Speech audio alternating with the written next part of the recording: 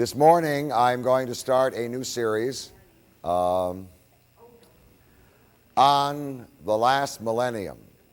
I had looked at the last century, but now I want to look at the last 1,000 years.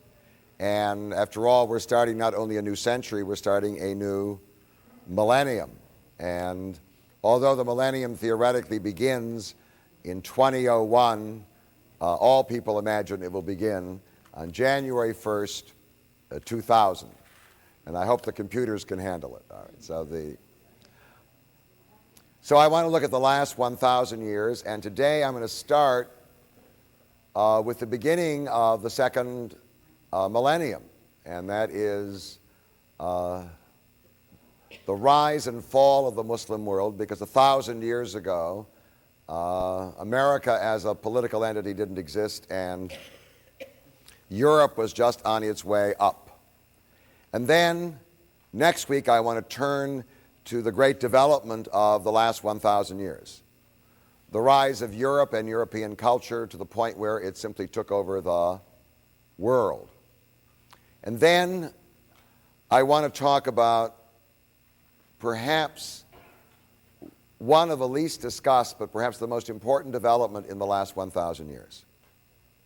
The urbanization of the world, which has so radically altered our lives and how we view the world and how we deal with the world, that it often is taken for granted, but may be the most powerful development of the last millennium. And last, I will not be here on the last Thursday of the month, and Harry Cook, former religion writer for the Detroit Free Press, an Episcopal minister and wonderful speaker and good friend of the center, will be speaking on a major development, certainly in the last millennium, the one that triggered the final evolution of capitalism. It's called the Protestant Reformation. So those are the four topics. I do want to point out that on Tuesday, I'm doing a series on 3 books that changed the 20th century. The first book I reviewed last Tuesday was Mein Kampf by Adolf Hitler. This coming Tuesday, I'm going to address a book that may not be as famous, but whose author permanently altered almost all the economies of the world. His name is John Maynard Keynes. He wrote a book with a sort of bland title about employment, money, and interest, but quite frankly, the book is the foundation of the modern welfare state, which has been assumed by almost all the countries of the world, and I want to talk about Keynes and his ideas on Tuesday. And then I do want to remind you that, by the way, the Tuesday evening event starts at 7:30, and everything now is in one room. Isn't that wonderful? We never move from place to place. It's all in the same place. I do want to remind you that the Sunday alternative will continue on the first Sunday of the month. We had a successful Sunday alternative last Sunday, and the first weekend in November, we shall present a guest speaker. He is a man you either love or hate. His name is Jeffrey Feiger. And is he interesting? All right. The moderator for that program, since I will be away and speaking in British Columbia, will be Jack Lessenberry, who was our guest last time, and it should be a very, very exciting program. And the format, as you know, is breakfast and presentation and dialogue, and then open to the questions from the floor, statements from the floor involving the audience. It's a wonderful format, and we would like to encourage you to make reservations. There's limited seating, and we would like to encourage you to make reservations. It's $15 per person, including the breakfast. And the place is Pike Street Restaurant in Pontiac, easy to find now that everybody's going to Pontiac. Right? Easy to find. It's a famous restaurant. And if you'd like to make a reservation in advance for yourself and for others, Rosetta Creed, who's now standing, We'll be glad to accommodate you during the intermission or at the end. I do want to remind you that tapes of almost all lectures are available, and each of the tapes is $10. And please look at the tapes during the intermission and at the end of the presentation. Well, let me take you back 1,000 years. We're not at 2,000, we're at 1,000, which we call 1000, don't we? Nobody says 2000. It's interesting. We all say 1000, 1001, 1002. We don't say 2000, 2001, 2002. We're into 2000 and 2001. It's going to be interesting what we're going to be doing as we move into the next millennium. But if I take you back to the year 1000 or 1000, and I look at what we call civilization. Civilization is that part of the world in which people are organized into cities and states, and where we have a culture built around cities and states and the foundation of both an agricultural system. We find there are four main areas that exist. And starting from the east going to the west, 1000, there is a civilization in a place that we call China. By the year 1000, one of the most famous of all the dynasties of China has gone. In fact, they're the people that we all go to see the artifacts of when we go to Xi'an. Their capital was Xi'an, and they're the famous Tang dynasty, and some people regard it as the most important and powerful and significant dynasty in the history of China. But just before 1000, they're overthrown. And a new dynasty that also produces great art is there. It's called the Sung dynasty. They're new. They're just coming in. All right, that's 1000. They're just coming in right now. Next to China is what we could call Hindustan. Today we call it India. It was filled with cities and prosperous communities. Hindustan was not united. In fact, the history of India, certainly before the arrival of the Muslims and the British, is one of disunity. But there was prosperity and a very, very powerful religious group in charge. Prior to 1000, there was great religious turmoil in India. The ruling clergy were called the Brahmins, but for over 1,000 years they had been challenged by rivals, in particular by the Buddhists. But by the year 1000, they had reassumed control. They had reassumed control of India and provided Hindustan or India with a fairly uniform culture. Over here, next to it, was a comparatively new empire, which had been created somewhere around 700 and was continuing to expand. It's called the Muslim Empire and stretched all the way from Hindustan, from India, all the way to the Atlantic Ocean. It took in all of West Central Asia, all of Western Asia, all of North Africa, Spain. All of it was part of this empire. And if I were to point out the most dynamic part of the world in the year 1000, it would be there. It is certainly not now, all right? That's the story of the millennium, isn't it?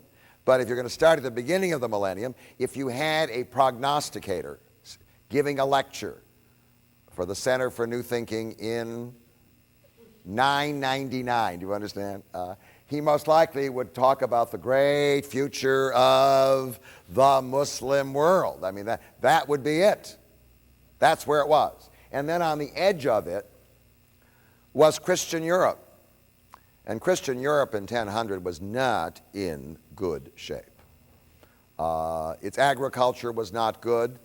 Its cities were not large, and in fact, it had just been assaulted by terrible invasions by people from northern Europe called Vikings. So it was not in very, very good shape. So if you're looking at the map or talking about the world in the year 1000, then your focus would be on this Muslim world, which in 1000 was on top, but which in the year 2000 or 1999 is certainly not on top. So the story, the first part of this millennium is the rise and the fall of the Muslim world. And if you want to understand the Muslim world, which after all is a very important part of the political spectrum, isn't it? You know, today, you have to understand the memories in the Muslim world. The memories in the Muslim world, which often guide Muslim policies irrationally, is the memory of at one time being the greatest power in the world. And that memory lingers on in story and legend and becomes a very, very important part of Muslim culture. And in fact, the memories are in most cases true, but they have nothing to do with the reality of the present. Now, in the year 1000, to give you a sense of the life, almost all the people of the world were mainly engaged in something called agriculture. And the kind of agriculture they were engaged in was not growing for export. Most of the people in the world were at what I call survival agriculture. They had enough to make enough food for themselves and to pay their taxes. All right. That was it. In some parts of the world, agriculture was sufficiently developed so that the products or the produce of that agriculture could be shipped in large volume to other places, but that wasn't entirely true. But most people were engaged in agriculture, and therefore most of the people in 1000, and that's one of the contrasts I'll be talking about in the third talk, most of them lived in villages. Most of the energy that was used to do things in 1000 came from two sources. People. In the year 1000, muscles were very important. Muscles aren't very important now, except unless you're dating. Okay. Because with our modern technology, somebody with very, very little human power physically just has to press buttons and all kinds of things. No, all kinds of things happen. That wasn't true in the year 1000. And the second form of energy was animal power. It's very interesting the kinds of animals we have in our environment. The animals that I bump into all the time when I walk in the morning, large or small, are either dogs or cats. But I vaguely remember in my childhood a world in which horses worked. No, they used to pull milk trucks. No. There was a world in which there were horses and blacksmiths. We only maybe have some vague, some of you some vague memory of this, but there was a world filled with horses and donkeys. Well, that animal power and oxen. Who recently saw an ox? I don't know. They're gone. So the whole landscape of the world is filled with these animals. When I was in West Africa, that was the landscape. That's where people are. In some ways, in some places, they're where people were in other parts of the world in 1000, but that's the landscape. The labor, well, I mean, there were certain tools, but almost all tools were operated manually. So it was basically manual labor. Most people engaged in manual labor. And in an agricultural world, the primary form of government is based on the primary unit of that agricultural world, and that is the family. And the family, historically, is an authoritarian structure. Children are born to parents who govern their lives until they grow up. And in the agricultural world, even after they grew up, they remained under the authority of their parents until their parents died. So the form of all governments was authoritarian. Something like democracy did not exist. It did not fit into the social and economic development of the people at that time.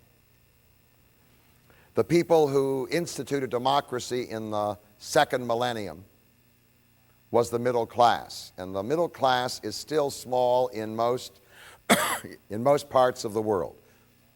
It's small in China, it's small in Hindustan, it's small in the Muslim world, and it's certainly very, very small in the European world. Now, in 1000, if I were to do a series on great cities of the world, right, the list would be entirely different from what I do today. Would I pick London? 1000? Like Wyandotte. No, I'm sorry, no, they're redoing Wyandotte. No, I take it all back.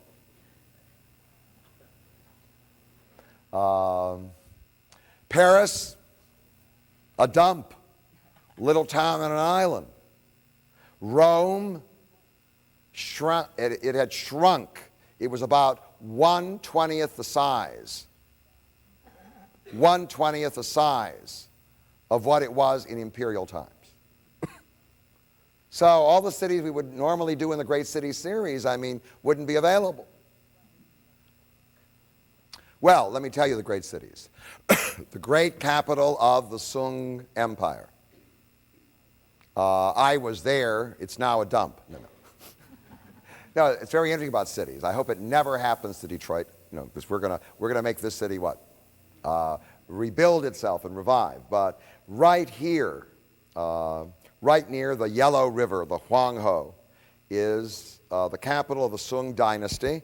It's called either Gaifeng or Gaifengfu, and that was one of the great, great cities of the world. It most likely had over 1 million inhabitants. I would certainly do that in a great city series.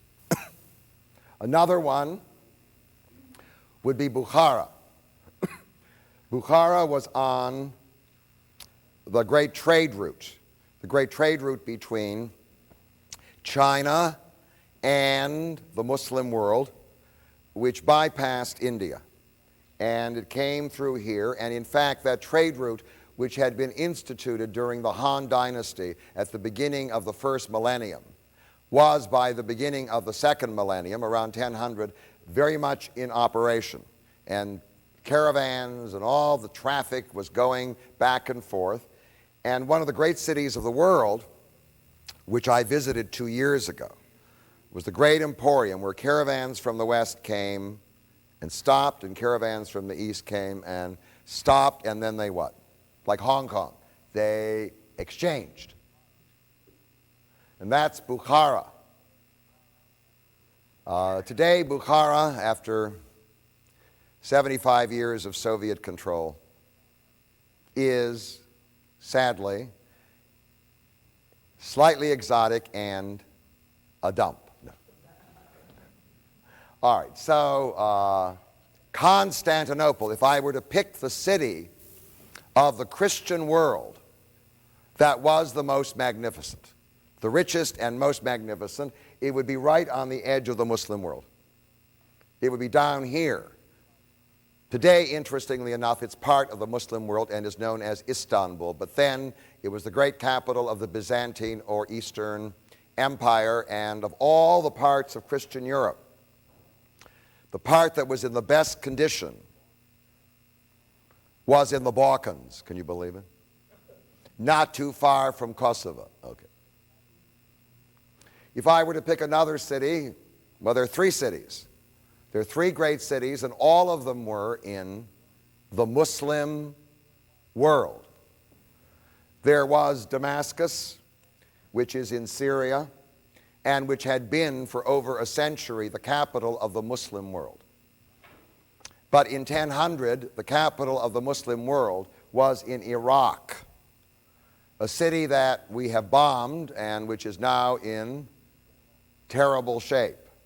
It's the home of Saddam Hussein, It's called Baghdad. But if you were planning a trip in 1000, that would be the place to go. I mean, a city of incredible wealth, of great public buildings, of at least 1.5 million people. Baghdad on the Tigris, the capital of the Muslim empire, of the Muslim world. And in 1000, a new city had arrived. It had been founded in 969. It was on the banks of the Nile. And it was a sign of a turning point in the story of the Muslim world. The name of the city, the victorious one, Al-Qahira, is Cairo. And it was new, almost brand new. It was near an old city, but it was new. And it was founded by people who would ultimately undo the Muslim world. So at 1000, you're right on the edge. They've reached the top, and what? Cairo, and I will explain why, is a symbol of the undoing of the Muslim world. So this list is what? Entirely different from the list today. But it may give you a sense of what was working in 1000. Now, I want to turn to that part of the world which at that time was the most successful. And that is the Muslim world. Hard to believe sometimes when you travel through that world today, but there it was. And let me talk about the beginning. The beginning of the Muslim world starts with a almost poverty-stricken people living in a land called Arabia. We call them the Arabs, and they were almost universally not engaged in grain agriculture, but in meat farming. That is, they were pastoralists living in a place so dry that at most they could get their food from raising sheep and goats. And that's what they did. One of the extra ways they made money was that they ran a caravan route. The caravan route stretched from the Mediterranean all the way down to the southern part of Arabia called Yemen, where often goods from India arrived, were then caravanned up to the Mediterranean world. But there were also various things in southern Arabia, like frankincense trees, the bark of which was used for perfume in the Roman world. So up and down, and they ran that thing, and the midpoint on the caravan route was a town called Makkah, which was also a religious shrine. In that city, there were shrines to many gods, but there was also a major shrine to the chief god of the Arabs. He was the great sky god. His name was Allah. It was also a world in which the merchants who traveled up and down that road were either Jews or Christians, and therefore ideas from Judaism and Christianity were to be found in the marketplace of Makkah. And it was a place where somewhere around 570, a boy called Muhammad was born, who was born to a prestigious tribe, but he was orphaned and he had no money. I do want to point out something. In the world of Arabia, the major coping strategy, as it was for almost the entire world at that time, coping strategy for dealing with life, a life of great hardship and deprivation and suffering, was religion.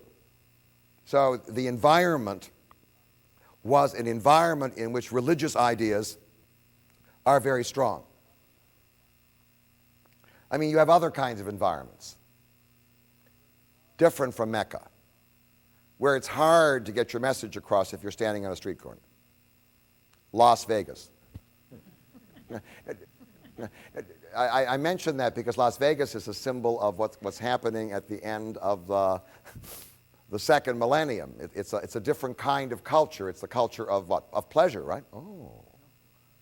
So the messages in a culture of pleasure are different from the messages in a culture of deprivation. So religious messages were taken very, very, very seriously. Now, Muhammad had a message. And the message ultimately mobilized the Arab people. The Arab people, which had been a congeries of disunited bands, was brought together in a matter of 50 years by this message. And in fact, it gave to the Arab people a sense of mission that would allow them to go out and carve out of all of Western Asia, North Africa, and Central Asia, a huge and vast empire. So let me give you the message of Muhammad. Muhammad claimed that the God who was the chief god of Makkah, the sky god of the Arabs, was the one and only God of the world. His name was Allah, and therefore he, as the one God of the whole world, ruled the whole world, although his central shrine was to be found in where? In Mecca. And in fact, the symbol of Allah in Mecca was a large meteorite, a large stone in a shrine which was called the Kaaba and which is still there and which is a place of pilgrimage for people who follow the Muslim religion. The message of Muhammad was that Allah judges all people according to their behavior. And there will be very soon a judgment day for all people. Those who accept Allah and His ways will go to paradise. Those who reject it will go indeed to hell. And therefore, Muhammad created, using the pattern of both Judaism and Christianity with which he was familiar, Muhammad created a salvation religion. Now let me talk about a salvation religion as contrasted to ancestral. That's very important for understanding how you can carve out an empire. The religion of the Arabs before Muhammad was ancestral. They had ancestral gods who were the gods mainly of the Arabs. And Arabs didn't go around trying to convert other people to Arab gods. If foreigners came to Mecca, out of courtesy to the local gods, they would what? Make an offering. But they were ancestral. Every nation had its ancestral gods. An idea that had emerged, certainly, in Christianity and in other places, Buddhism, is the idea that the message is not confined to your own group or nation, but that it is a message for everybody. And you need a certain sense of economic and social development before those messages arise. There has to be some kind of communication between nations, and now that's called a salvation religion. The message is for everybody. It may have started in Arabia, but it's for what? It's for everybody. It's for export. And so there is given to it an added urgency. The message of Muhammad, like the message of Christianity and the message of Rabbinic Judaism, was that Allah had given, or God had given, the one path to salvation. There were not two, and there were not three. There was only one. And if you didn't go down the what? The straight and narrow, the one path, you would never get there. The judgment day would arrive, and you think you're going to paradise, and the next thing you know what? It's hot. In fact, in the Hebrew Bible, in the book of Deuteronomy, it says you must follow the path, neither deviating to the right nor the left. It's the one, it's the path. And indeed, the claim of Muhammad was that this was the one and only path, and those who followed him. And there was an urgency. The urgency which justified sending armies out to conquer the world, which was a little presumptuous for a little nation that had barely come together, was the urgency, meaning Judgment Day might happen at any moment. Interestingly enough, we have that right now with the millennium. People are thinking it's going to happen in a few days, 2000, the whole world's going to come to an end. Well, that kind of millennial feeling was part of Islam. There's an urgency, and therefore, you better sign up. And more than that, if we organize armies and go out to conquer neighboring nations, we have the right to do that because we're bringing them a message that can save them a lot of trouble. Now, out of the message came a series of institutions which characterized the world of Islam. Let me explain the word Islam. The word Islam is an Arabic word which means surrender. It means surrender to Allah. One who surrenders to Allah, surrenders his will to Allah, obeys Allah, follows the path to salvation, is called a Muslim. And so the message and institutions of the Muslim world. There now appeared a book. Islam, like Judaism and to some degree Christianity, is a religion built around a sacred book. That is, the will of the God is contained in a book. And very shortly after the death of Muhammad, his speeches in the name of Allah were collected together. And that book is called the Quran. And that's very important because one of the great symbols of Muslim civilization. There is the Hadith. The Hadith were the collection of stories about Muhammad, which kept growing year by year by year by year. The Quran did not cover all the areas of life, and there were many questions that were unanswered in the Quran. The Hadith was the supplement. It was like the Talmud, the Hebrew Talmud to the Hebrew Bible for Judaism. It contained stories about Muhammad and his behavior, which could serve as guides to answer unanswered questions. There was the Sharia. The Sharia was the body of law.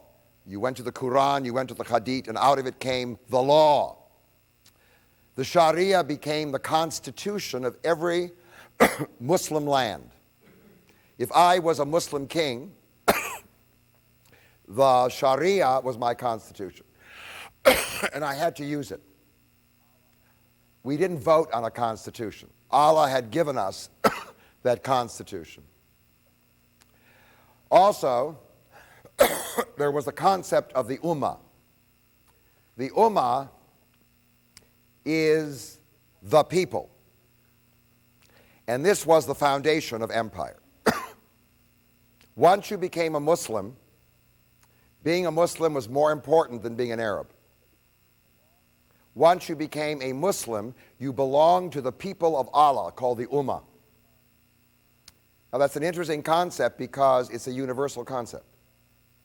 It transcends tribe, band, right? Nation. You are now part of the fraternity of Allah. It's called the Ummah. And the rulers of the Muslim world said that they were the rulers of the Ummah. They weren't simply Arab rulers, they were the rulers of the Ummah. Everybody who became a Muslim was a member of the Ummah. And then there was the concept of the jihad. The jihad was the holy war. What is very interesting about Muslim culture, and we will expand on it later, is that the culture did not start out, or the religion did not start out with missionaries like Christian missionaries. When Christianity began, Christianity was not in political power. Its missionaries were generally unarmed people, right? That went from place to place, presenting ideas, running celebrations, whatever. But on the whole, it was what we call pacific or peaceful conversion. Later on, when Christians achieved political power, they then used armies to convert. But Islam, from the very beginning, mobilized itself into an army. And the army went out to create the Ummah. The army went out to create this new, grand, universal people, and in fact it had the right to do what it did because who knew when Judgment Day was going to come? There was the institution of the Caliph. If there is an ummah, there must be somebody who governs the ummah, who is the deputy of Allah. The word for deputy in Arabic is Khalif. And so there was a Khalif, a deputy of Allah, who was chosen to govern the whole ummah. Theoretically, there could only be one what? Khalif. You can't have two Khalifs, two deputies, just what? One deputy for the one ummah, and that became a source of great controversy in the Muslim world. Who should be the Khalif? One of the big issues which ultimately divided the Muslims into Sunni and Shiites was over the family of Muhammad. The Shiites said that only a person descended from Muhammad could be the Khalif. And the Sunni said, no, no, no, no. I mean, the Khalif can come from anywhere. One of the institutions was the mosque. Let me talk about the mosque. One of the requirements of the path of salvation is to pray 5 times a day. But you can pray wherever you are. If you ever visit Muslim countries, people have what? A little prayer rug or something, or someplace. They'll pray where they are. You don't have to go to a building to pray. The mosque emerged as a place where the word of the Quran was taught. After all, if you were going to follow the path of salvation, you had to know what it was. Since you couldn't read or write, somebody had to read it to you. So you went to the mosque at least once a week, especially on Friday, which was the designated day, and there a person, maybe called an imam, got up on a pulpit, opened up the Quran, read it to you, and explained it. Now the mosque, or the masjid, became a big institution. Another one was the rise of an entire scholar class. The scholar class were those people who became the experts in the Sharia, the experts in the Quran. In a sense, they became the rabbis of the Muslim world. They were the scholars who were the experts in the law, and they were everywhere. Sometimes they were imams, sometimes they were the mullah, the ulema. They had various names. But their role was very important, and no Khalif, no Muslim governor governed his province or governed his empire without the presence of a large body of scholars. So the scholars were involved in government, and often they were the ones who were appointed judges. If they knew the Constitution, then they were the logical people to make the judges. So they had great political power. Now, the Muslim world, which was created by the conquest that came out of Arabia, was defined by a culture. And I want to talk about the culture because if you were traveling in the year 1000, you would feel that culture, and that culture was quite distinct and different from the Chinese world or the Hindu world or the Christian world. First of all, it was dominated by the Arabic language. Even in the parts of the Muslim world where nobody could speak or understand Arabic, you knew you were in a country where Arabic was important. How do we know in America that we're part of Greco-Roman culture? We are. Well, we have an alphabet. A, B, C, D, E. What are those letters? Were they created for English? No. They're Latin letters. Everywhere you travel generally in Western Europe, you see what? Those Latin letters, and now all over North and South America. The Latin alphabet doesn't really fit English very well, because we have all kinds of English sounds for which there are no letters in the Latin alphabet. Sh, In order to write it, we do sah. Well, sah is not sh. There's a sound th. Well, tuh, the, tuh.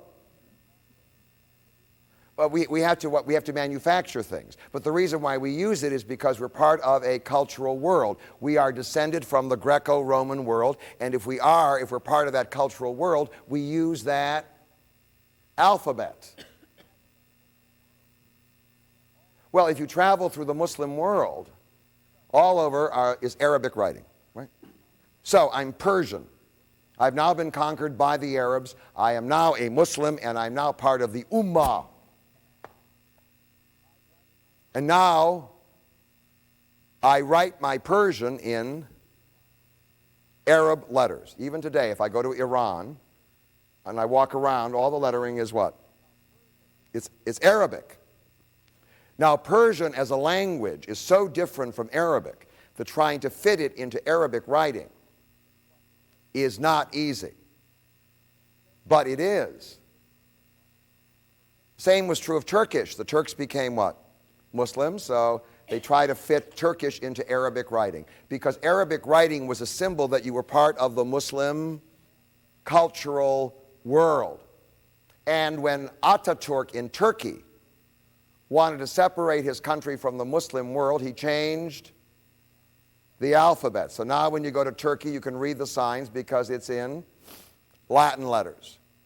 The second part of the culture, which made it very different from the Christian world, was the presence of polygamy. I do not believe that Islam as a religion would have been as successful as it was if it had come out against polygamy. Christianity was confined to Europe primarily because the only part of the world that endorsed monogamy was the Greco-Roman world. The Romans were monogamous before Christianity ever showed up. But the rest of the world was what? Polygamous. Now, if you arrive in a town and your message is that if you want to go on the path to salvation, you're going to have to dismiss all but one wife, the selling is what? The selling is very, very hard. And in fact, one of the reasons why Islam was more successful than Christianity in taking over so many of the countries was because it was polygamous. Another part of the culture was you would never in the Muslim world bump into a statue. There were no paintings of the human or animal form. There were no statues. There was no sculpture. It was very different from the Christian world, right? There had been before, but now it was all removed. There were concessions that were later made, but on the whole, we call that cultural environment iconoclastic. That is, destructive of images. It was a culture in which the Prohibition movement would have been very happy. Did people drink secretly? Of course. The point is, it was a culture in which alcohol was banned. And in fact, the Arabs now had to find all kinds of other drinks, sweet drinks or whatever else, in order to take care of meals. Out of the Arabic world came wonderful things, including coffee. Is that a substitute for a good, strong drink? I don't know. But certainly the culture was one of abstinence. Now, one of the most important differences, and I have trouble with it, I was raised in a chair culture. When I sit, I have to sit on a chair. I mean, now, since 1960, it's customary to encourage people to sit on the rug. Okay. They sit around, sit on the rug, the whole thing. Now, in order to do that, your muscles have to be trained for sitting for long periods of time on the floor. Muslim culture was a rug culture in the sense that you sat on rugs or cushions.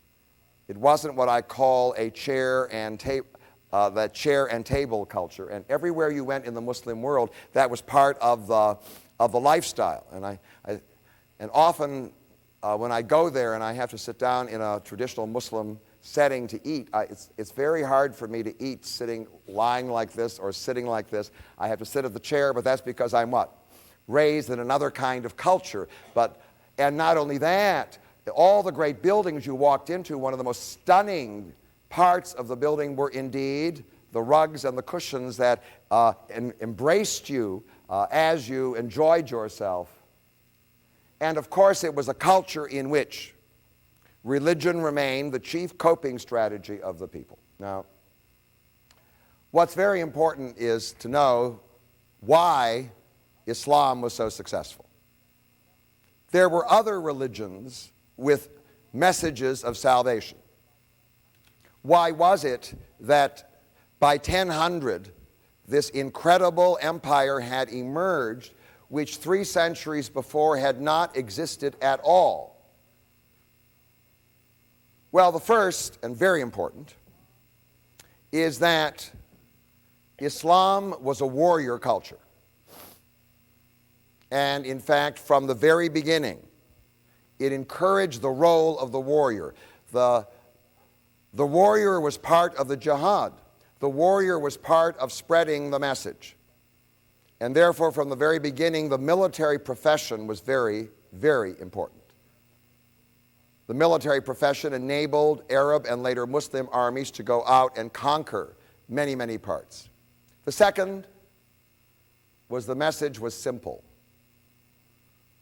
Christianity wasn't always simple.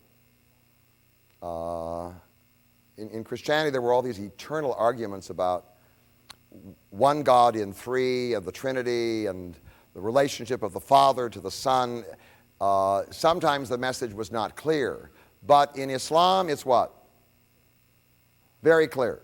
One God, here's the message, here are the 5 basic things to do, right? Affirm His power, pray 5 times a day, make your pilgrimage, do your fast, give your alms to the poor. Very clear. And in fact, it was the simplicity of it that made it successful. Polygamy, as I pointed out, was one of the reasons of its success. One of the reasons for its success was the arguments in the Christian world. One of the reasons why the Muslim armies were able to take over half of the Christian world and make it part of the Muslim world by the year 1000 was because the Christians were fighting with each other. They had already divided basically into Orthodox and Catholic, and then in the East there were Orthodox, and then there were the people who hated the Orthodox who weren't Catholic. There were Monophysites, and there were Nestorians and so forth. When the Arab armies came to Jerusalem, most of the Christians in the city welcomed them because they hated the Christian government in Constantinople. And when they arrived in Egypt, most of the Christians in Alexandria welcomed them because they hated the emperor and the government in Constantinople. So that Christian division was part of it. One of the reasons why they succeeded was they changed their mind very quickly.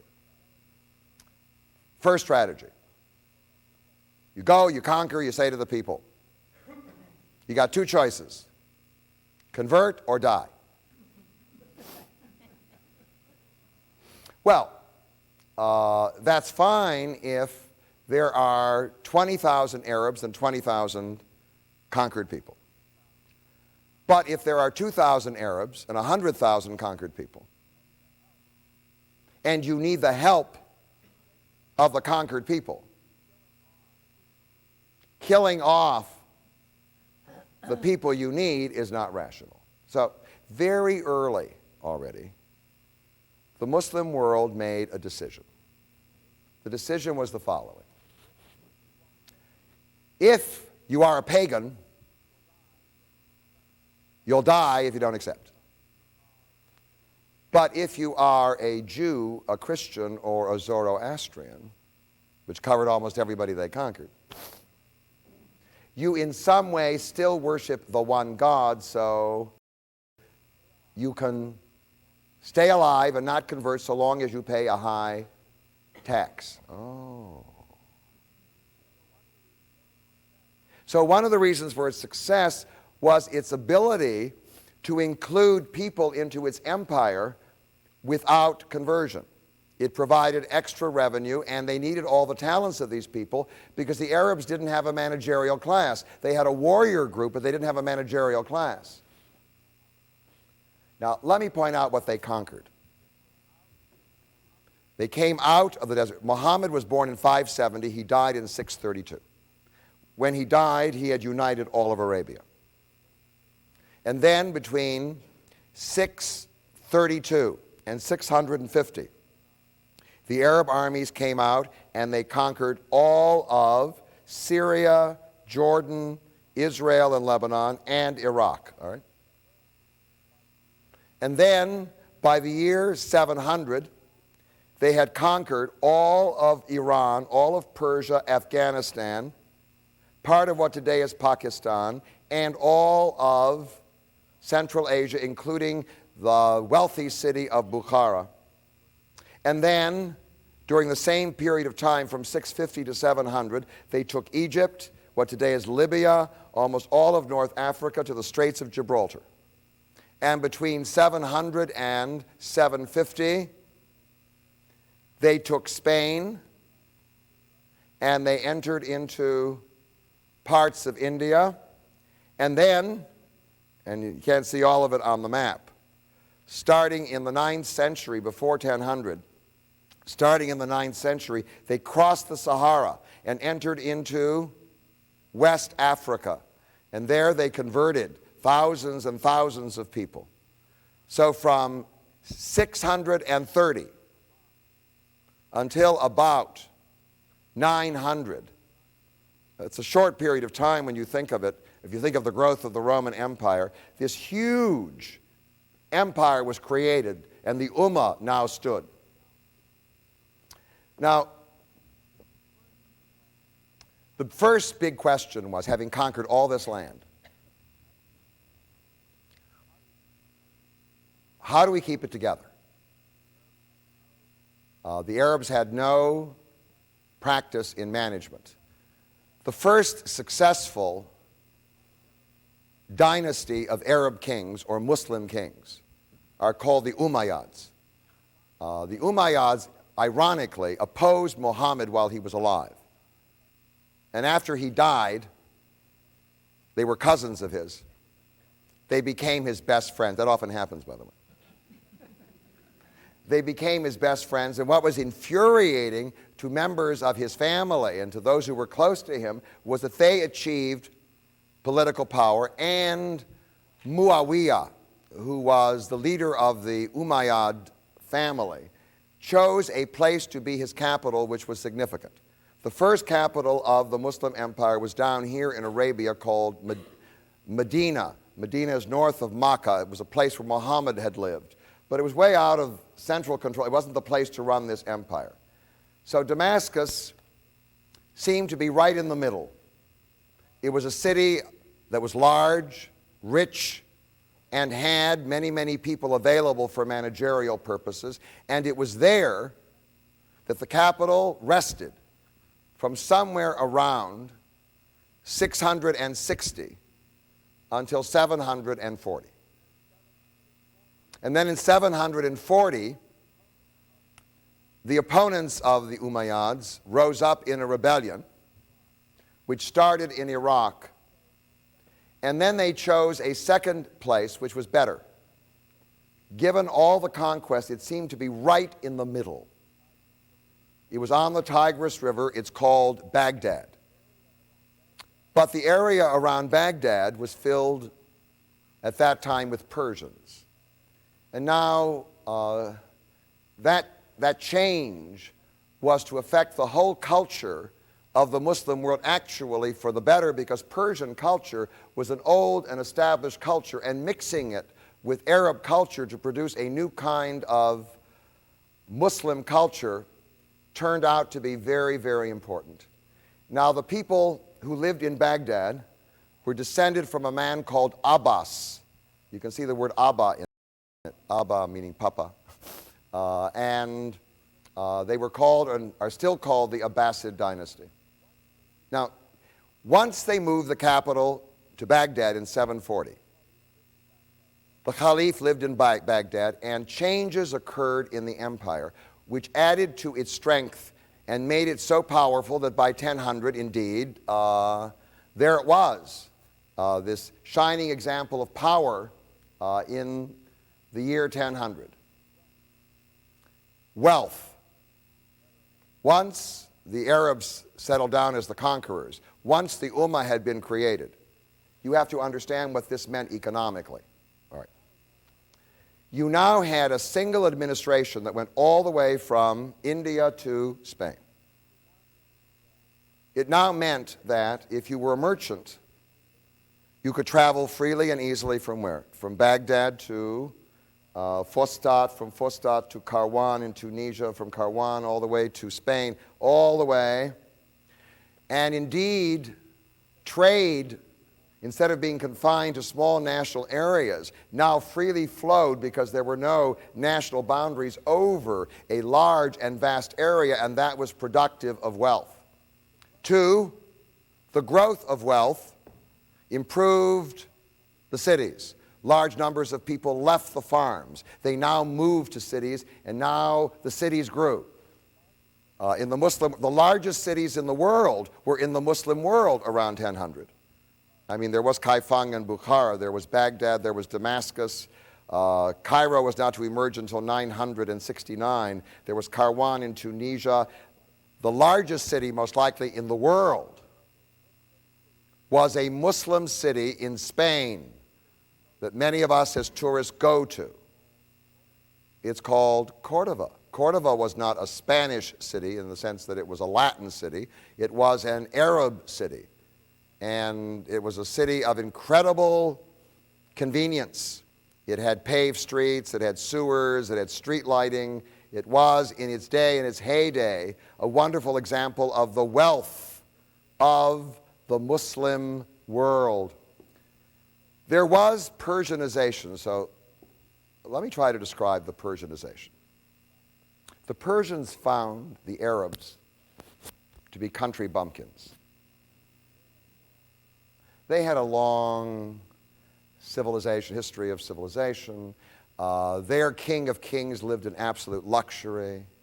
They had always enjoyed paintings and things like that, and perfumes and who knows what. So once they moved the capital to Baghdad, the whole style of the Muslim royal court changed. You can see that in the Arabian Nights. When the Caliph started out, he was what? Dressed in an Arab costume with a kafiyah, right? Lived in a tent. Now he's in this gorgeous palace. And he's wearing a turban. And he's bejeweled. And he's surrounded by wives and courtiers and wealth and elegance. All of it patterned after the Persian, bejeweled. And he's surrounded by wives and courtiers and wealth and elegance. All of it patterned after the Persian world. And in fact, if Muhammad were to rise from the dead and were to walk into Baghdad in the year 780, he would be appalled. In fact, under the Persians, things began to slip a little bit because they were a little luxury-minded, and their idea was that if you took the path of salvation, it shouldn't be too uncomfortable. Yeah. And by the way, it's very different from the Ayatollah Khomeini today in Iran, but they softened the message. And one of the things that happened in Persia, which was to emerge in violation of Muslim law, strict Muslim law, was the emergence of painting of the what? The human figure. You can see all those medieval paintings made by Persian painters. And you say, well, it's Muslim, it's Islam, but what? It's in violation of the law. So it was a softening, like a softening. And in fact, that allowed many, many people who found the message far too harsh to what? to enjoy it. There was also something called the Hellenization. Let me try to explain. The Arabs not only conquered Persia, they also conquered parts of the Roman Empire. In Syria and in what today is Israel or Palestine and Egypt, thousands and thousands of people spoke Greek. Now, the Greeks deeply influenced the Muslim world. They provided the Muslim world with something very important. The Greeks had an edge on technology. The Greco-Roman world had an edge on technology. And a lot of the architecture and technology of the Muslim world had its roots in the skills of the Greeks. One of the things that came into the Arab world that Muhammad never bothered with was people began to ask questions in the Muslim world. Well, how do you know there's only one God? Well, the old answer was, that's what it says in the book. Got it, kid? But the Greek answer was, oh, no, no, no, no. We have 12 ways of proving the what? The existence of God. So now there enters into the Muslim world something called philosophy. And in Baghdad now, there are schools of philosophy that are established in imitation of the Greeks. One of the great ironies of literature is that when the Christian church destroyed the books of the Greek philosophers in religious zeal, refugees came to the Muslim world. There they were translated into Arabic, used in the Muslim world, and then they made their way all the way to Spain. And then in the Middle Ages, the late Middle Ages, when the fanaticism wasn't so strong, these books were taken from Spain in Arabic and translated into Latin. So Aristotle came into Western Europe not directly from the Greeks. It started with the Greeks, went to the what? The Arabs, made their way to Spain and then into the Christian world. One of the things that happened was much greater toleration. Once the Persian influence was felt, much greater toleration. There were two groups of people now who found themselves very comfortable in the Muslim world. Not totally comfortable. One were the Christians, who were large in number, and the other were the Jews. And in fact, in the year 1000, if I were to check the Jewish population of the world, I would find that somewhere around 85% of all Jews in the world lived in the what? In the Muslim world. And the center of the Jewish world was not Russia. The center of the Jewish world was Iraq. The largest Jewish community in the world lived very comfortably in Iraq, enjoying a level of toleration, things that softened under the Persianization process, and it was a very, very, very prosperous place. And the community in Baghdad was very, very large. So there it is, at the height of its power, just before 1000, and it was surrounded by enemies, and all these enemies it was holding at bay. The Byzantine Christians at Constantinople, they kept pushing, but they couldn't get there. The Turks here in Central Asia pushing, they couldn't get there. Between the Turks and the Christians was a people called the Khazars. They couldn't. They're a little bit like the Chechen people, all right? So they're trying to get down there, but no, they can't get down there. Over here are the Chinese trying to push this way, held back. And then, even in Central Africa or in West and East Africa, there were people trying to push back the Muslim advance, but the Muslims held their ground. And in 1000, it was an overwhelmingly powerful empire. But already by that year, the seeds of destruction had been sown. And I want you to come back in 5 minutes, and I'm going to explain how it went from the top to the bottom. So I mention this to you because from the perspective of 1000, it seemed very difficult for people to imagine the collapse of this empire, which had been put together with such incredible skill and power. And for people in the Muslim world, it was hard to imagine that it would fall apart. But it did. And this is a prelude to chapter 2, because what followed the fall of the Muslim world is the rise of Europe. That's the main story of the second millennium. It's the rise of Europe. That isn't true in 1000. In 1000, it's a backwater. Now, the reason for the downfall is multiple, but one of the reasons, of course, in a vast empire like this, there were bound to be differences. First of all, there were many national differences.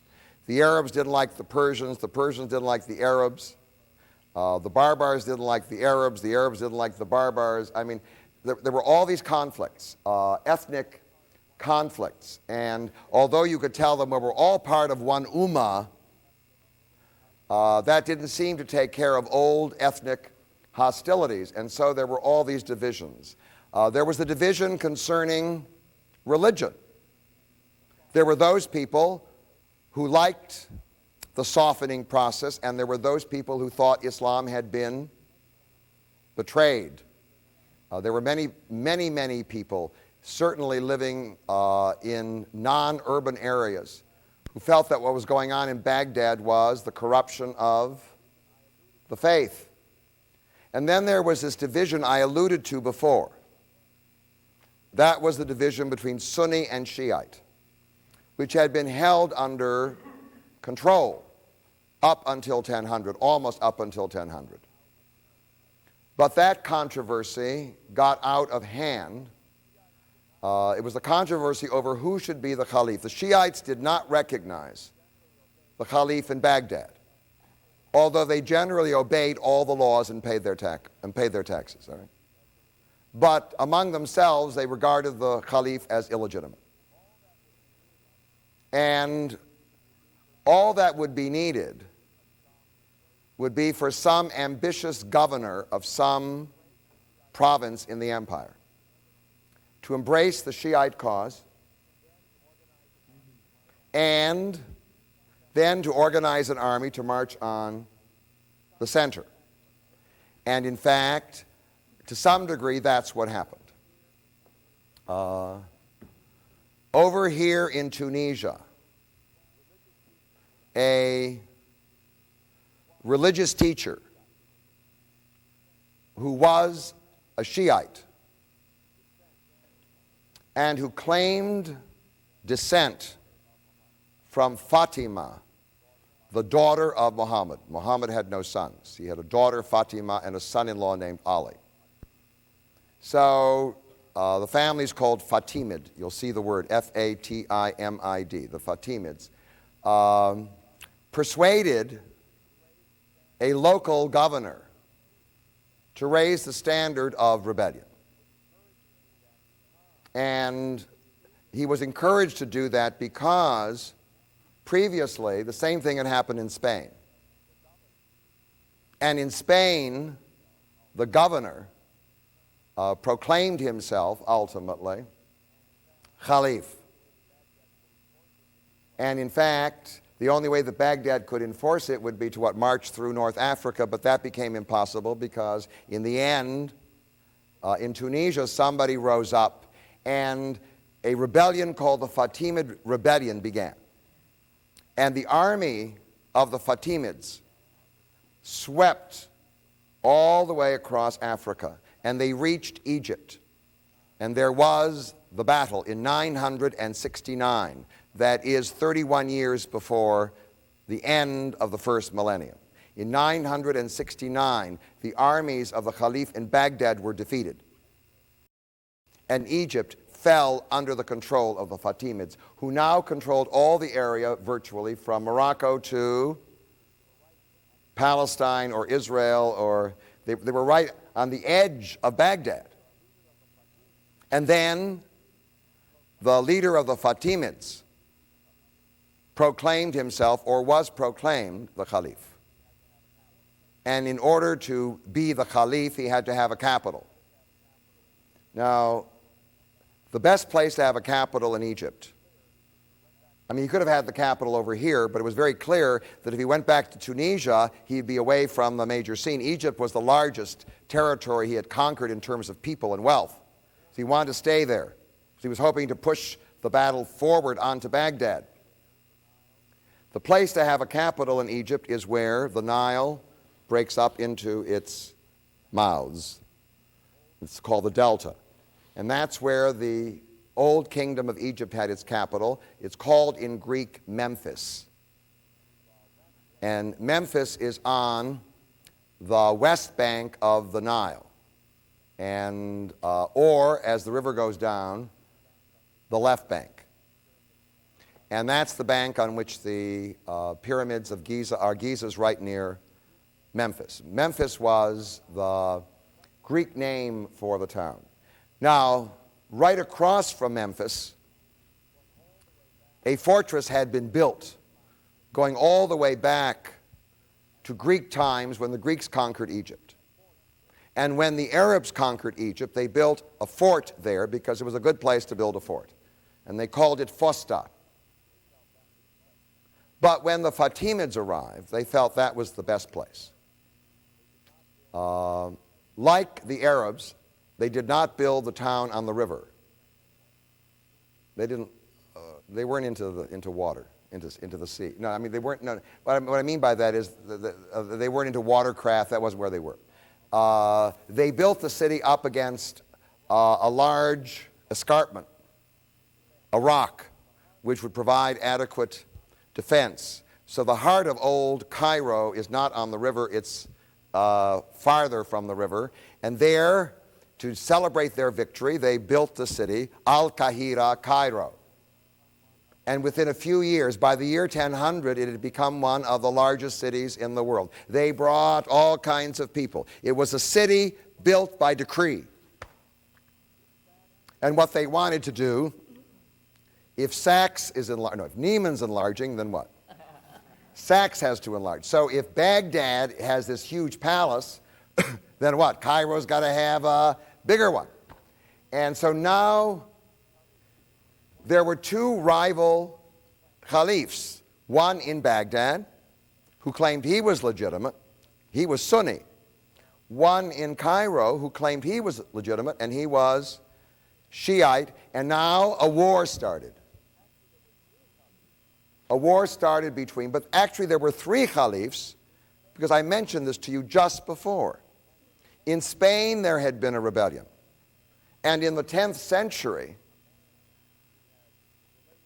a governor, a man who was related to the old dynasty that was in Damascus, suddenly declared himself the what? The caliph, and his capital was Cordova.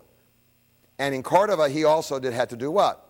A bigger palace, more paved streets, and the whole thing. So you had your choice now.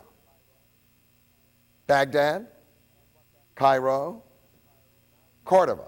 And what that meant was that the empire was now splitting up into civil war. Now,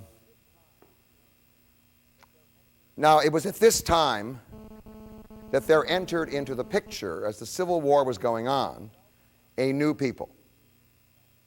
What wealth and affluence ultimately do to a ruling class is they become, and I have said this before, they become, as Spiro Agnew says, effete. Remember that word? Effete. He loved that word, effete. His enemies, the Democrats, were all what? Effete. All right. That means you have now become a wimp. All right. So, but what happens is wealth and affluence ultimately undermine what we call the warrior characteristics of the ruling class. And by the year 1000, and it was true, a large part of the Arab military had shrunk, which meant that if you were going to conduct war, you would have to recruit the military from other people who were warlike the way the Arabs were when they first established Islam. Well, the warlike people you want to recruit, obviously, you want to convert to Islam. In Central Asia, there lived a whole group of people who were related to each other. They belonged to the Mongolian race. They were called the Manchus, the Mongols, the Turks. And they were up here, and they were warlike, and they were very effective, in particular the Turks and the Mongols, because they were attached to an animal, not as a work animal, but as a war animal, the horse, whose native home was Central Asia. So the Turks were valued as mercenaries. And so they were now hired in large number by both sides. Now, let me try to talk about percentages. If 5% of your army is Turkish and 95% is Arab, Persian, well, what? Fine. If 10% is Turkish, well, manageable. If 30% is Turkish, and now the Turks are moving up into what we call the officer class, then you are vulnerable because there are ethnic hostilities between Arabs and Persians on the one hand and Turks on the other. And Turks now moved into the whole Muslim world. And they entered it not as invaders initially. They entered the Muslim world primarily as mercenaries. As time went on, their power increased because they were needed more and more. In addition to the Turks, another group was now brought in. They were from the Caucasus, up here on the border of the Muslim Empire. Today we would call them Chechens, Circassians, whatever. They were great fighters. Well, we've been watching them the last few years. They were great fighters, and they were often captured as slaves and brought back, and they were used as soldiers. Even when they were liberated, they were still called slaves. The Arabic word for slave is Mameluke. So, in particular, through what today is Syria, Israel, Jordan, and Egypt, there were lots of Mamelukes. Over here, there were lots of Turks. So now the Muslim army is being filled with people who are quite different from the ruling class. And already you can see the trouble. The trouble was what I call the slow rebellion. By the year 1000, in many parts of the Muslim world, the governor was no longer Arab or Persian. The governor was Turkish. And the governor had a strong connection to the people across the border who were the source of mercenaries. Many of these Turkish governors actually rebelled against the central authority. At 1000, there was great tension in the Muslim world. There was a sense that there were large numbers of Turks now in Central Asia who no longer wanted to enter simply as mercenaries. Having learned the arts of war from the Muslim Empire and organization and whatever else, they were now prepared not to sign up as mercenaries, they were now prepared to invade. And in fact, in the first century of the millennium, occurred the great invasions that were to absolutely alter the character of the Muslim empire. First, the empire was Arabic, right, dominated by Arab culture. Then it was Persianized. And now it was to become Turkified. And in the middle of the century, the Turks invaded the empire under the leadership of a man called Seljuk, and so they're called the what? The Seljuk Turks. And they came in and they conquered all of Persia. They took Baghdad. They did not fire the Caliph. They locked him up in his palace, and the Turkish Sultan said to him, you can keep your job. What you can't do is say anything that I don't agree with. That's the only thing you can do.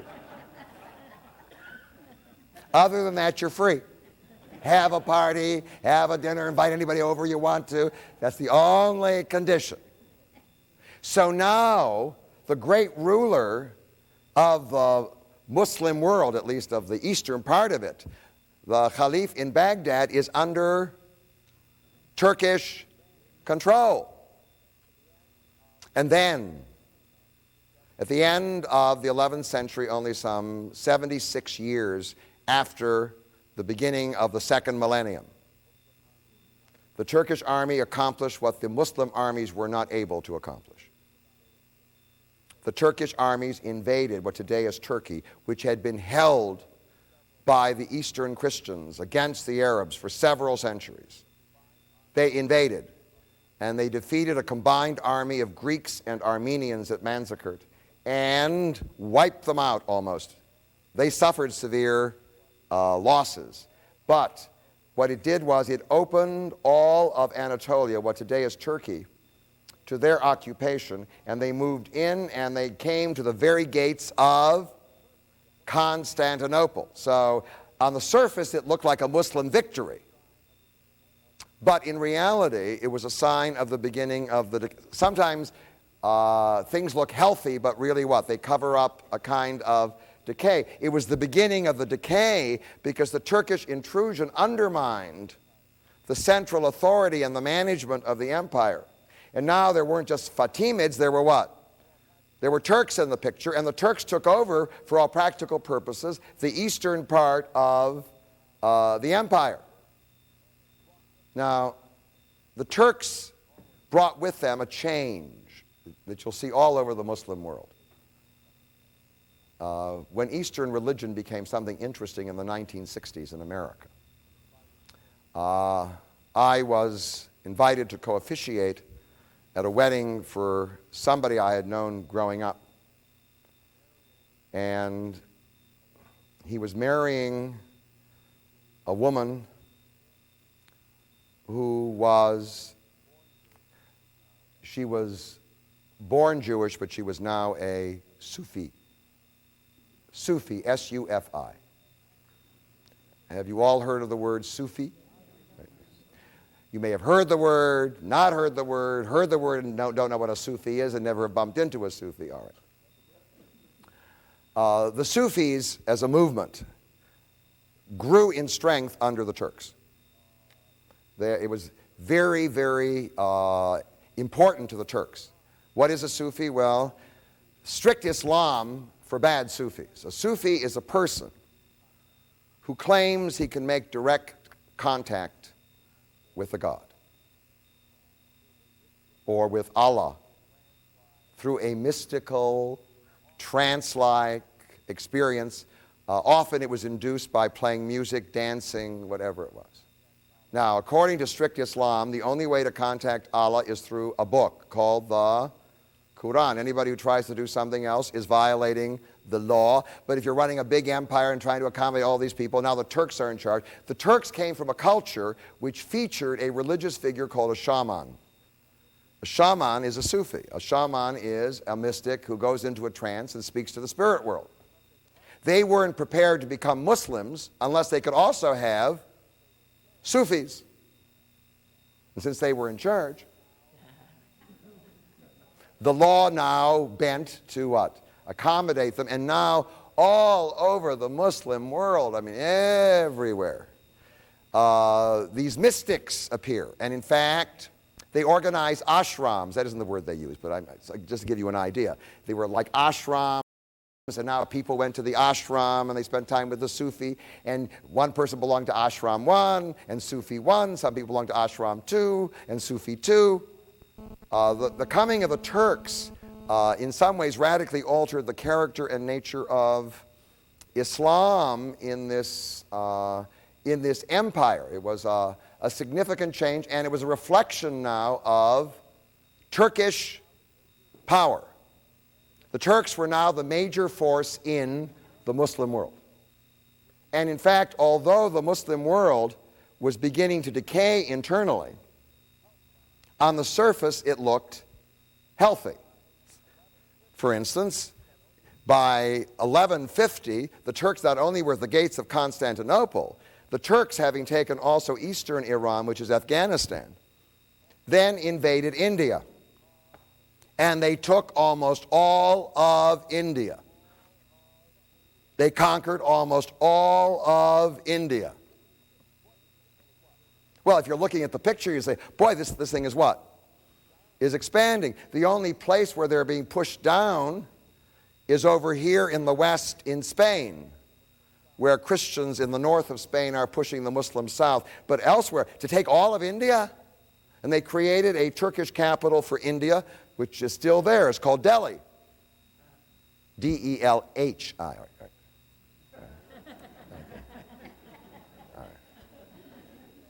Still there. But so it looked successful, but it was like the glow before the star what? Finally explodes and collapses, because the coming of the Turks led to something else. While this is under Turkish control and all these divisions are occurring, the people in Europe, Western Europe in particular, are beginning to wake up. And they're waking up, their agricultural system is improving, and France in particular now develops an agriculture which produces a surplus, and the population rises, and now you have excess men running around without jobs. So now, 100 years after the beginning of the millennium, the Pope, who is eager to create an ummah out of the whole Christian world, now tries to organize his own army and calls for a holy war against the Turks, which is called the Crusades. And now, entering into the Muslim world, are all these people from France, the Netherlands, Germany, Italy. They're all coming down. They march down. In fact, they take Jerusalem. They enter into the very heart of the Muslim world. They take an area between the Fatimids on one side and the what? The Turks on the other. And they stay there for 100 years, and it's a major defeat for the Muslim world. Ultimately, the Muslims pull their act together and they what? They expel the Europeans. But having come to the East, the Crusades were very, very important, because they now discovered all the goodies of the East. You see, it's the reverse. Today, people come from the Middle East to New York, what? Then they came from the boondocks up here in Europe, and they ended up in the Muslim world. And they saw all this luxury and all this wealth, and they were beside themselves. They ran into spices and who knows what. And now they wanted all those things for themselves. And in fact, the intrusion of the Europeans, an active trade now, it's interesting, between Europe and the Muslim world and beyond, because the Muslim world was on the western end of the Silk Route to China. So now there we are. And in fact, what that trade route does as a result of the conquest was that it produced in Europe, for the first time, a real center of city and trade. We now go visit them as tourist attractions. They're called what? Florence and Venice. And the wealth of Florence and Venice was often based on the trade with the what? With the East. And so these cities grow in wealth based on this trade. The Muslim world now comes the pass-through for the roots coming from India and from China. And India is part of the Muslim world. So what that means, of course, is that Europe grows richer. This is the beginning of what we call modern capitalism. It starts in Italy and then moves to the Netherlands, and then it's growing over here, and it's growing on the trade route that is over here. And then, boom, comes the thing that will destroy the Muslim world and give incredible power to Europe. Behind the Turks were people called the Mongols. And they organized themselves at the end of the 12th century. We all know him, Genghis Khan. All right. And they now proceed to invade the Muslim world. They refused to convert to Islam. It took a long time before any Mongols would convert to Islam. And they come now sweeping in. They sweep into China. They take China. They sweep into the Muslim world. They take almost all the Muslim world. They defeat the Turks, who are their cousins. They defeat the Turks, and they move into Iraq and Baghdad. And when they get there, the famous Hulagu Khan, the grandson of Genghis Khan, orders the total destruction of the irrigation system and the city. The way the Mongols, who were few in number, controlled was to inspire terror. And they inspired terror, and they massacred wherever they went. But most of all, they destroyed the economy. When they left, the agricultural economy wasn't working. The agricultural economy wasn't working. What? The city economy wasn't going to work. So this was left a wasteland. However, what they left was the route. You could still go from what? Europe to China, because now the Mongols were in charge. So there was a man who passed through the devastation. His name, Marco Polo. He was coming from Venice, right? And when he arrived, this place was already a what? A ruin. He got on the road, all right, and I-94, whatever. He got on the road, and he headed all the way to Beijing, where the Mongol emperor of China was Kublai Khan. So Europe, see, the Mongols never conquered Europe. They tried to. They invaded Russia. They took Russia. One of the reasons why Russia was always inferior in terms of economic development to the rest of Europe was because what? It had been under Mongol control, and they were about to invade Germany when the Khan died back home. And the commander of the army returned for the election of the new Khan. Europe was spared, but the Muslim world was what? Not spared. Well, once the Mongols retreated and their empire fell apart, some of them converted to Islam. It didn't make any difference. It was all over, because it meant that the Europeans were going to get richer and richer, and the Muslim world was going to get poorer and poorer. The last hurrah, if you will, was the Turks finally came back. And in a final surge, which terrified Europe, they took Constantinople in 1453. They invaded the Balkans. They reached the gates of Vienna. And they established an empire hostile to Europe called the Ottoman Empire. And that looked like a renewal of power. But it wasn't.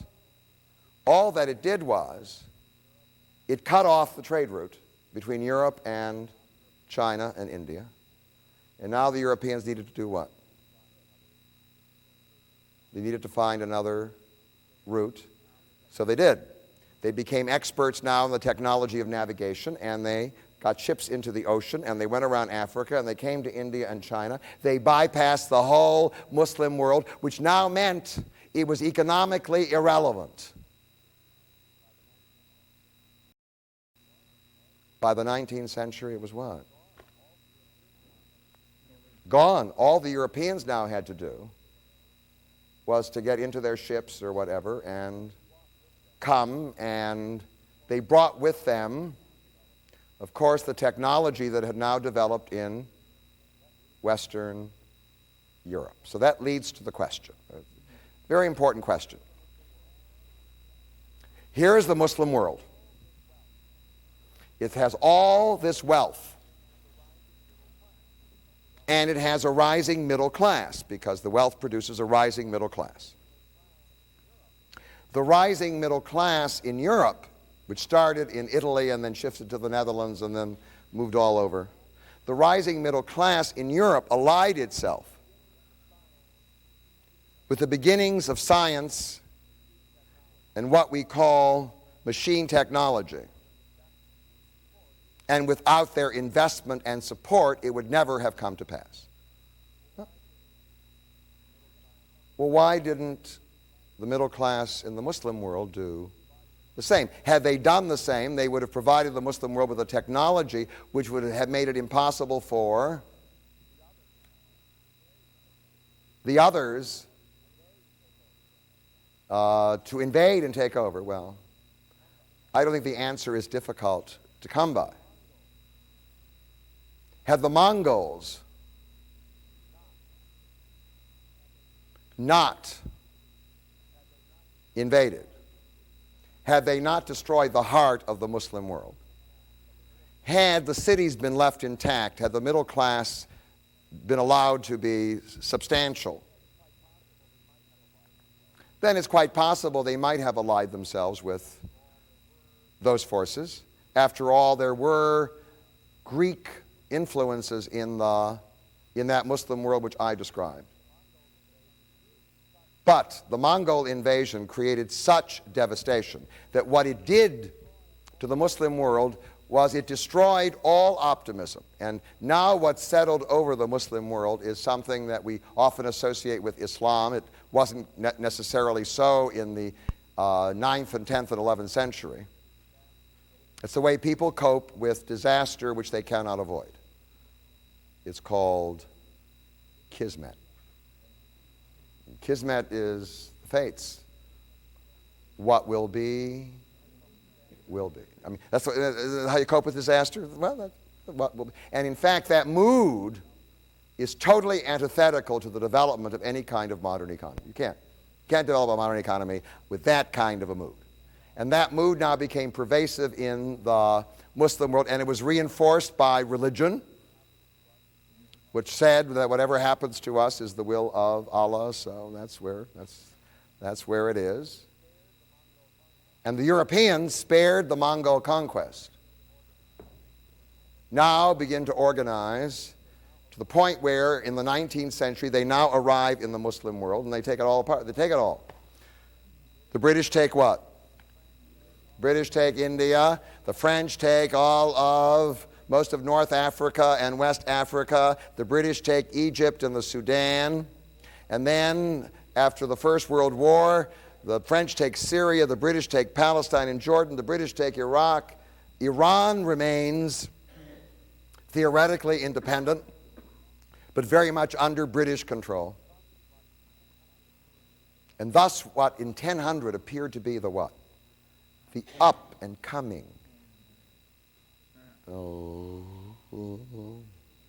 Sank.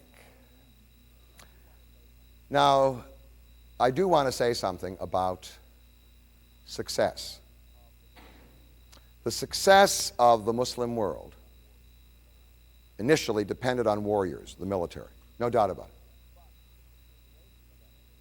But the continuation of that success depended on something that never had a chance to do its work.